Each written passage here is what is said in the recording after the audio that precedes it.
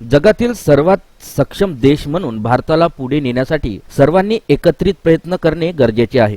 आपण समाजातील प्रत्येक घटकाच्या गरजा ओळखून त्यांना एकत्रित करून पुढे गेलो तर भारत निश्चितच एक आदर्श देश म्हणून जगासमोर येईल। यात प्रत्येकाचे योगदान महत्त्वाचे असून कोणतेही काम करताना फळाची अपेक्षा न करता ते काम प्रामाणिकपणे केल्यास नक्की यश मिळेल, असे मत राज्यपाल CP राधाकृष्णन यांनी व्यक्त केले। पिंपरी चिंचवड महापालिका दिव्यांग भवनतर्फे पर्पल जल्लोष कार्यक्रम घेण्यात आला।